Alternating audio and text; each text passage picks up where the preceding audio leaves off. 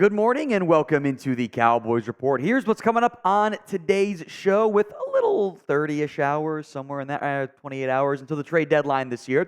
Jerry Jones speaks on it. Derrick Henry trade rumors remain/are back. Cowboys injury news on Tyron Smith, Chuma Edoga, and Michael Gallup's future more uncertain than ever for the Cowboys. We begin with what Jerry Jones said post-game following the Cowboys' dominant win over the Rams, saying, quote, "It doesn't look like we'll be doing anything." Jerry also surprisingly spoke with the media on Thursday, offering his usual jibber-jabber of, we'll make a trade, meaning future at some point we will, and nothing in the water right now. Kind of feels like he was throwing chum in the water, seeing if someone would bite. But I think he's being honest. As of now, no real traction. That could certainly change in the next 24-ish hours, though. So do you think the Cowboys need to make a trade? 1 for yes, 0 for no. Head down to the comments section and go vote right now.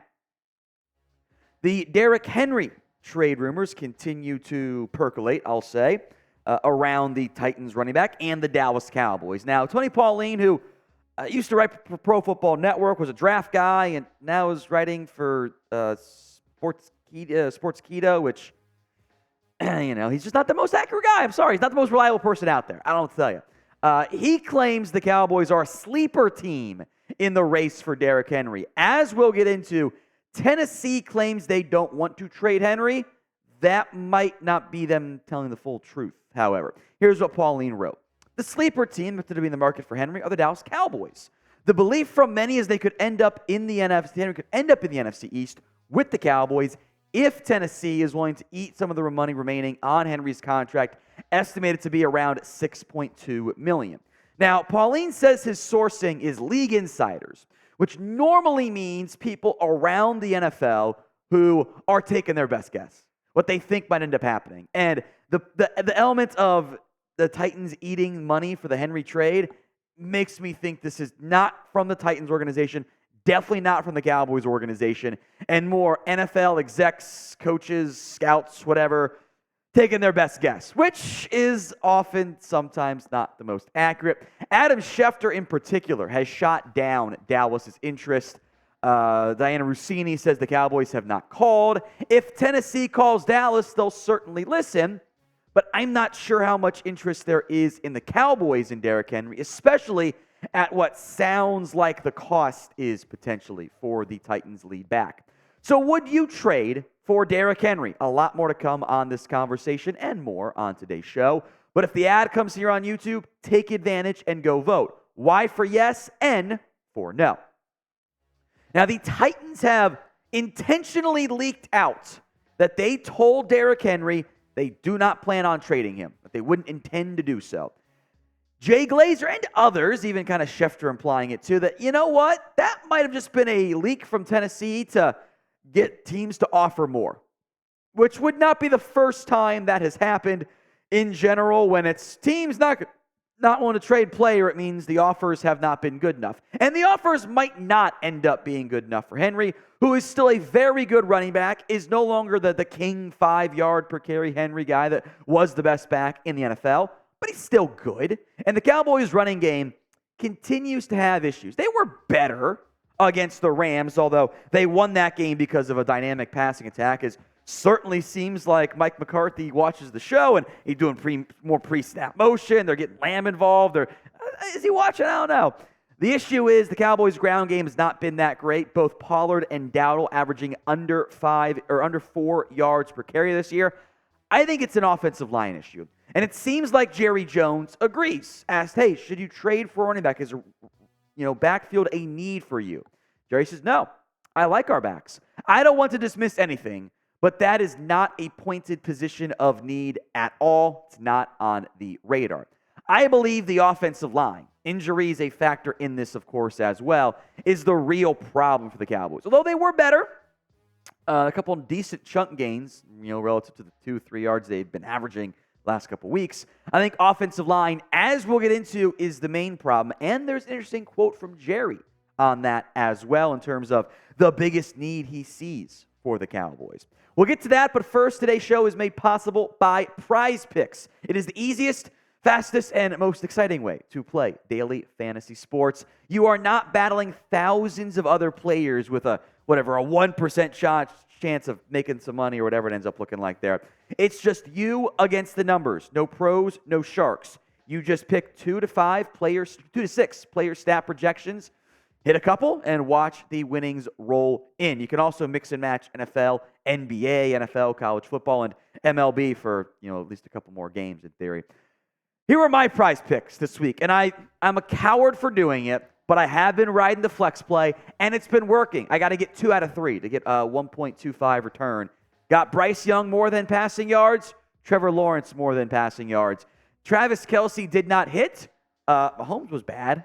like only a bad Mahomes game is he was okay. No, he was bad. He was bad against Denver. So, hey, flex play paid out in the end.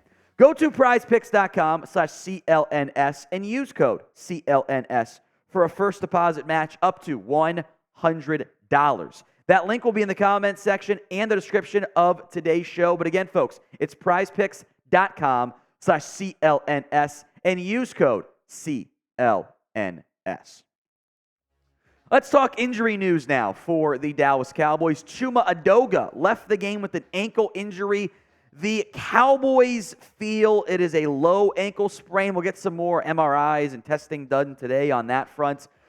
He was carted off, but was not in a protective boot after the game. So TBD if he's able to play this week. I don't know. Might not matter in the end because Tyron Smith might be able to return. Now, he was, as the Jones boys have said, and even Tyron Smith said to Jane Slater after the game, or before the game, last-minute addition to the Cowboys, inactives with that stinger neck injury. We'll see if he's able to go. It's a neck. It's a stinger. It's Tyron. That's going to be anxiety-inducing. I bet he gets a veteran rest day on Wednesday, kind of no matter what. We'll know more Thursday, Friday. I do think if this had been a playoff game, you would have had Tyron Smith out there. I also don't know if he's going to play against the Eagles. I'd like to have him out there because, again, your offense line has been kind of a weak point for you. You have not played as well as a unit. And this is on me for not really pointing it out because I've mentioned it on other times before in years past. I didn't do it this year. That's failure on my part. Chemistry matters on the offensive line. And this starting 5 has played 2 games together in 2 years. That's it. Their chemistry, their timing isn't quite right from that perspective. Chuma Edoga got worked to open up the game. Remember, they had 3 sacks in a row, one of which got negated. But they kind of settled down then. I thought Austin Richards was fine. Got away with one play that probably should have been flagged for a holding, but they let the boys play. That's always a good thing from the officiating crew. I still think offensive line is your top need, and Jerry Jones agrees with me. At postgame, if you looked at our team right now, the biggest need is depth on the offensive line. Everybody in the league is looking for starting offensive linemen. Everybody. Now, Jerry is 100% correct. Both the Cowboys need and the rest of the NFL is looking for that, which is why they should have addressed this months ago. We knew going into the camp, hey, you're thin on the offensive line. You need one more guy. And they're like, oh, we're fine. They really thought Matt Farniok was going to be a piece for them. They thought he'd be their 6th offensive lineman. Dude got cut. He was so bad. So that was some mis-scouting internally and not addressing it so far. The problem is because every team in the offensive line is looking for offensive line help, or in the NFL is looking for offensive line help, I don't know if you can really get one. Now, there are some names I would choose to call about here if I were the Dallas Cowboys. There's Ezra Cleveland, who could play some tackle for you, but he's been a guard in Minnesota, was a tackle coming out of Boise State, but I think he'd be your left guard option. Garrett Bowles out of Denver, the left tackle, but Denver's now kind of getting hot, and maybe they won't sell the same way that maybe they could have. Arizona's bad. Could you get DJ Humphries? He's a little bit pricey, but if you want to keep Tyler Smith at left guard, there's your option. Cody White here can play center or guard, but he has not been very good in Chicago. And then Michael Onwenu is a great target to go get if you're going to play Tyler Smith at left guard. But the Patriots, if they trade him away, their offensive line becomes non-functional, I think. And even though he's a free agent, that just might be too much to ask for. We will have live trade deadline coverage for you on Tuesday. We'll be live a few hours before the trade deadline arrives, and we'll hang out, talk about the deals going on, and see if the Cowboys do anything. I'm sure there'll be a rumor, there always is, on trade deadline day. So make sure you're subscribed, youtube.com/@CowboysTV. Let's go to the wide receiver room. Michael Gallup, not fully benched, but he also kind of was. His snaps, the Cowboys listened to us coming out of the bye. They have cut down on Gallup's snaps. They cut down significantly against the Rams. Ignoring the injured games he's had, this is the fewest snaps and percentage that Michael Gallup has played since his rookie season. 53, 82% for CeeDee Lamb. And there's about 14% snaps that they sat all the starters, so the numbers are kind of, adjusted, inflated a little bit there. But Gallup played 51% of the snaps. That is his lowest in years. Jalen Tolbert, meanwhile, played 45%. This is for the best.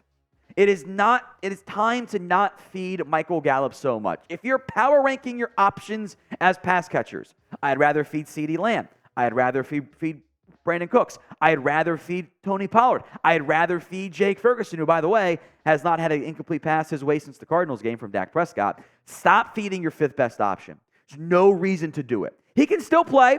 He can still I think he's still good on some of those sideline catches. I'm down to do some more back shoulder fades to him, but you cannot play Michael Gallup as much as you've been playing him and targeting him, more importantly. Now, there's been plenty of trade speculation, theories of, well, can you package Gallup to go get somebody? I've seen like 18 different Derrick Henry trade involving Michael Gallup there. And that's fine. If you want to listen to offers, do it. If you want to try to throw him in, cool. I don't know who wants him, though, right now. He's not that good. He's not the same guy he was. You made a mistake paying him instead of Amari Cooper. We all know that. I don't know if anyone wants him, though, at this stage. So what would you do with Michael Gallup? T for trade. S for start him. We'll say he's the number 3 receiver behind Cooks and Lamb ahead of Tolbert. B if you're just going to keep him, but you want to bench him instead. I would not get my hopes up here. I would be a little bit surprised if you see the Cowboys get something from Michael Gallup. The return would be minimal at most. I think you're looking at maybe a day 3 pick and maybe attack him on, but I don't think that it happens too much. We all do it as fan bases of like, well, what about Gallup? Is like, get a good pick or a player. Like, yeah, sure, but like, why would other teams want that? I'm not going to get my hopes up there. We shall see if the Cowboys do anything at this year's deadline. A second video will arrive this afternoon for you here on the Cowboys Report. Hit that sub button so you don't miss out.